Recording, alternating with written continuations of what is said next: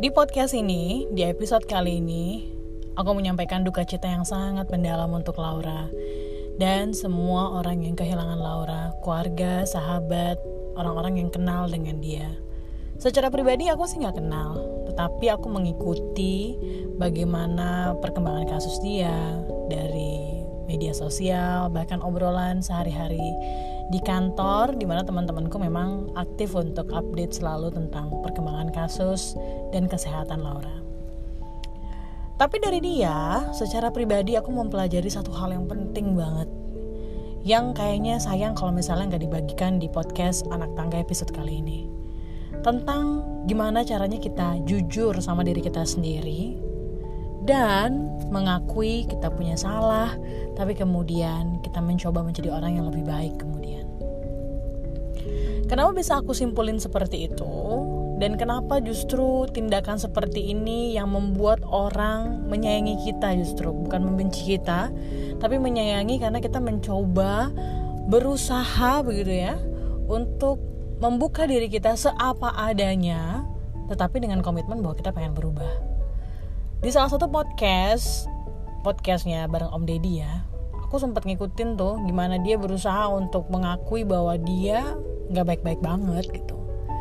Dan dia ngerasa bahwa apa yang dia alamin sekarang ya adalah proses dia untuk jadi lebih baik gitu. Bahkan di posisi dia dengan sakit yang dia punya akibat kecelakaan gitu ya, yang harus dia hadapi setiap harinya dengan kondisi keterbatasan dia bilang bahwa setiap hari, semakin hari dia ngerasa bahwa dia bertumbuh secara mental gitu ya, secara sikap dan secara pemikiran gitu.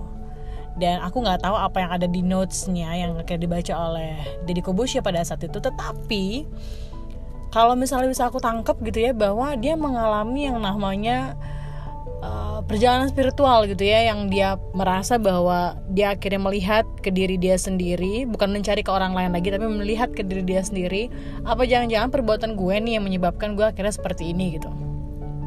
Tapi kemudian dengan dia mengakui itu, orang-orang itu bahkan gak ngejudge dia gitu, tetapi kemudian membantu dia untuk meyakinkan bahwa lu bisa berubah gitu, dan lu berhak untuk sehat, lu berhak untuk bahagia gitu, karena kamu sudah mengakui.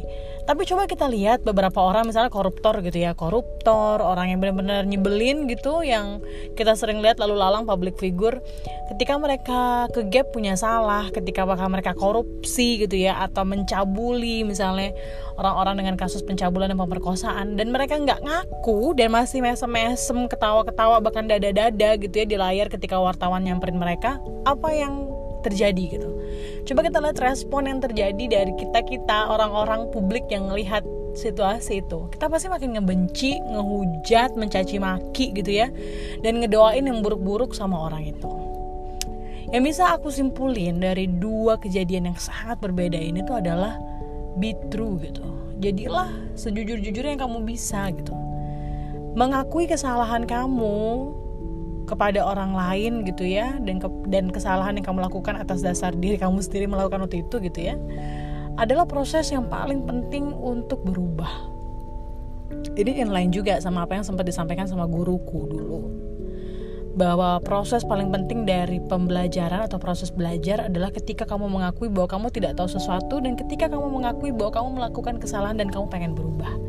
Itu awal mula dari proses pembelajaran.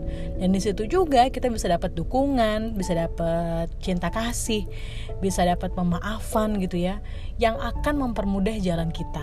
Gak mudah aku bilang ya, tapi akan mempermudah jalan kita. Setidaknya jalan yang kelihatannya menyeramkan banget itu ada titik-titik cahaya, lilin-lilin kecil gitu yang membantu kita untuk selalu kuat untuk berjalan lurus ke depan dan merubah apa yang pernah menjadi kesalahan kita, dan merubah diri kita menjadi pribadi yang lebih baik. Terima kasih Laura untuk pelajarannya. Terima kasih teman-teman karena udah mendengarkan podcast Anak Tangga episode kali ini. Sampai jumpa lagi di podcast Anak Tangga episode berikutnya.